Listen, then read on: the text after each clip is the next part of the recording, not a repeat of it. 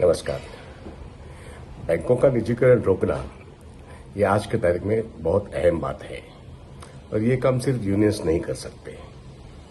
लोगों का पैसा बैंकिंग सिस्टम में है और बैंक खतरे में है क्योंकि सरकार और रिजर्व बैंक ऑफ इंडिया की नीति ये बैंकों के पैसे का इस्तेमाल सिर्फ चंद बड़े उद्योगपतियों के लिए हो रहा है। ये नीति गलत है और जो बड़े कर्जे दिए गए हैं, बड़े लोन्स हैं, वो वापस नहीं आ रहे हैं। जब बैंकों के लोन की रिकवरी नहीं होती है तो बैंकों को डूबने का खतरा होता है। बैंक डूबते हैं, इसका मतलब जनता का पैसा डूबता है। आज की तारीख में अगर कोऑपरेटिव बैंक कोई डूबती है, मतलब करीब करीब 150 कोऑपरेटिव बैंक डूब चुकी है। यहाँ पे सरकार एक कानून बना के कहती है हम आपका 5 लाख रुपए तक का पैसा सुरक्षित रखते हैं। इसका मतलब आपका पैसा अगर 10 लाख हो, 15 लाख हो, 20 लाख हो, 25 लाख हो तो 5 लाख के ऊपर का पैसा आपको मिलेगा नहीं। इसका मतलब बैंक डूबने से सिर्फ आपको 5 लाख रुपए मिलेंगे। अगर सरकार ऐसी नीति लाती है तो इसका मतलब यह है कि बैंक डुबाना कुछ लोगों के लिए फायदे वाली बात हो सकती है। इसलिए बैंकों में जो पैसा है, चाहे कोऑपरेटिव बैंकिंग सेक्टर हो, चाहे नेशनलाइज सेक्टर हो, चाहे प्राइवेट सेक्टर हो, अगर सरकार का कानूनी कहता है कि 5 लाख के ऊपर हम आपका पैसा नहीं दे सकते तो बैंकों में पैसा रखना ये सुरक्षित नहीं है। ये सरकार कानून बना के आप लोगों से बोल रही है और इसलिए सबसे बड़ा बैंकिंग क्षेत्र है बैंकों का नेशनलाइजेशन का सेक्टर, जिसमें 12 बैंक है, जिसमें स्टेट बैंक ऑफ इंडिया है और 13वां बैंक ये आईडीबीआई बैंक है। इसलिए ये बड़ा बैंकिंग क्षेत्र डूबने से बचाना है तो कानून को बदलना पड़ेगा। लोगों के पैसे की सुरक्षा जब सरकार नहीं करती है और इसके आगे जाके अगर सरकार ये कहती है कि 12 बैंक हम अगले साल बेच देंगे, इसमें स्टेट बैंक ऑफ इंडिया भी आ सकता है क्योंकि स्टेट बैंक ऑफ इंडिया की जो ओनरशिप है गवर्नमेंट ऑफ इंडिया की वो सिर्फ 58% है। बाकी के 42% ये ओनरशिप, उसमें से तो प्राइवेट ओनरशिप है। ये कभी भी विदेशी हाथों में जा सकता है, ये कभी भी कारपोरेट्स के हाथों में जा सकता है, ये कभी भी फॉरेन बैंकों के हाथों में जा सकता है क्योंकि उनकी नजर इस देश के जमा पूंजी पर है। आज की तारीख में 200 लाख करोड़ से भी ज्यादा जो बचत है, चाहे वो सेविंग्स हो या रिकरिंग डिपॉजिट हो या फिक्स्ड डिपॉजिट हो, टर्म डिपॉजिट्स हो, इसमें जो बचत है वो बहुत बड़ी है और ये सिर्फ 3.5% के रेट ऑफ इंटरेस्ट से मिलने वाली बचत है। इसके ऊपर बड़े बैंकों की और बड़े पूंजीपतियों की नजर है। इसलिए ये सरकार अगर बैंक बेचने का नीति बनाती है तो वो पहले इस बैंकों को खरीदेंगे और फिर देश की बैंकिंग व्यवस्था खतरे में जाएगी। इसलिए जब तक इस सरकार की नीति को परास्त करना लोग नहीं सोचते, लोगों को क्यों सोचना चाहिए? क्योंकि लोगों के मालिक ही इस बैंकों पर है। इसी का मतलब है बैंक नेशनलाइजेशन। बैंक नेशनलाइजेशन को पूरी तरह से बेच डालना, खत्म करना, ये कानून पार्लियामेंट में होते हुए भी पार्लियामेंट में कोई चर्चा नहीं होती है। रिजर्व बैंक ऑफ इंडिया और भारत सरकार डीपम नाम का डिपार्टमेंट बैंकों की बेचने की पॉलिसी बनाता है और इसलिए इसको डिफीट करना सिर्फ बैंक एम्प्लॉयज के हाथ में नहीं है।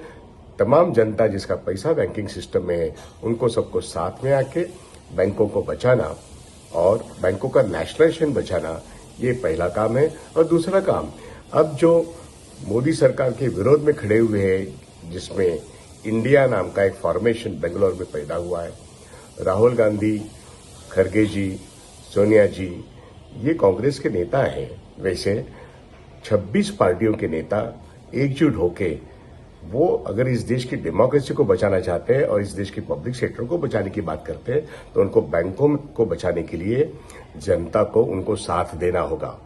इंडिया नाम का जो फॉर्मेशन अपोजिशन पार्टीज का है, इसको वोटिंग करके एनडीए को डिफीट करना, ये लोगों का एक इम्पॉर्टेंट मकसद होना आज की तारीख में मैं समझता हूं एक बहुत इंपॉर्टेंट बात है। बैंकों का राष्ट्रीयकरण बचाना ये इंडिया के हाथ में है। इंडिया उसको बेचना चाहती है और इंडिया उसको बचाना चाहती है, तो इंडिया को 2024 में जिताना ये जनता का काम होना चाहिए क्योंकि इसको मैडम इंदिरा गांधी जी ने बैंक नेशनलाइजेशन किया, 2014 तक वो बरकरार रहा और निजीकरण की नीति वर्ल्ड बैंक की इस देश में आने के बाद भी डॉक्टर मनमोहन सिंह और सोनिया गांधी ने 51% से ज्यादा अपने हाथ में उसकी ओनरशिप रखी और पब्लिक सेक्टर कैरेक्टर भी देखा।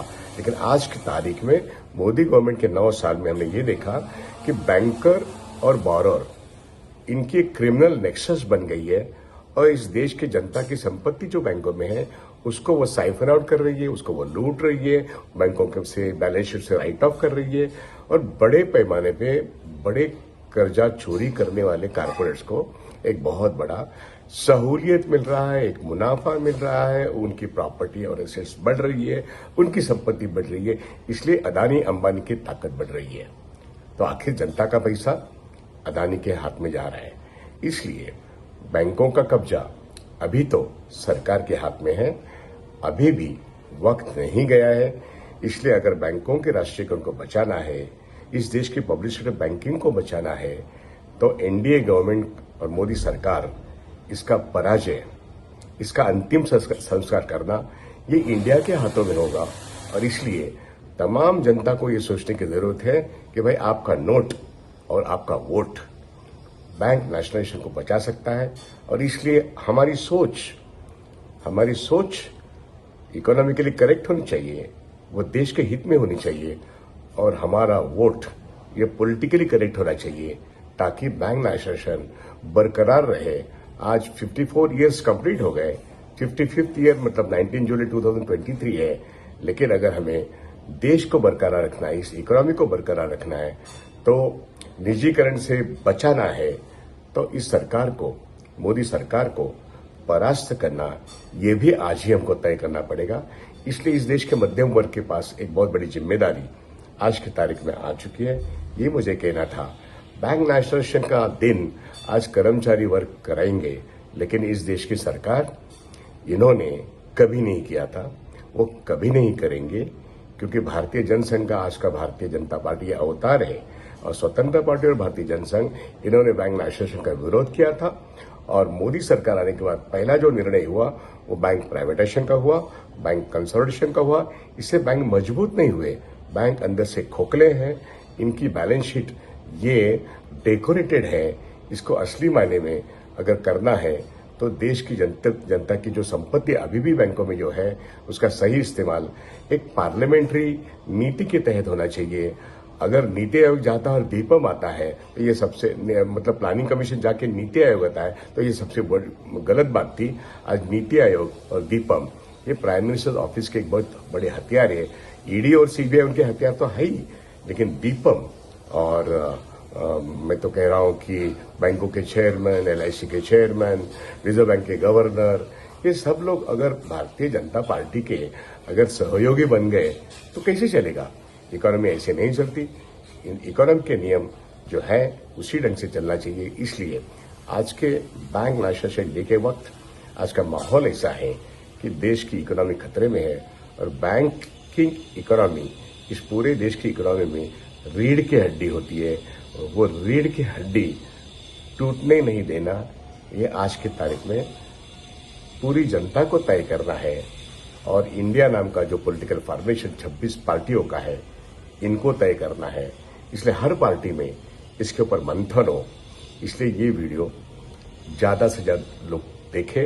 ये कोई एंटरटेनमेंट वाला वीडियो नहीं है, ये लोगों के साथ कोई एक मन बहलाने वाला इंटरव्यू नहीं है। ये बैंकिंग अवस्था जिस ढंग से गुजर रही है, इसको ठीक से समझाने की कोशिश मैंने अपने तरीके से की है।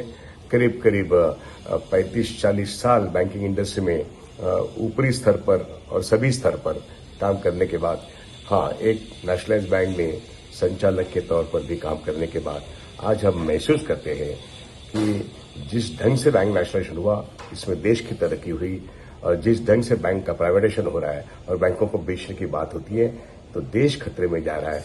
इसलिए हम बैंकों के नेशनलाइजेशन को बचाने के लिए हमारा नोट का उपयोग, हमारा वोट का उपयोग अच्छे ढंग से करें और इंडिया को जिताएं। धन्यवाद।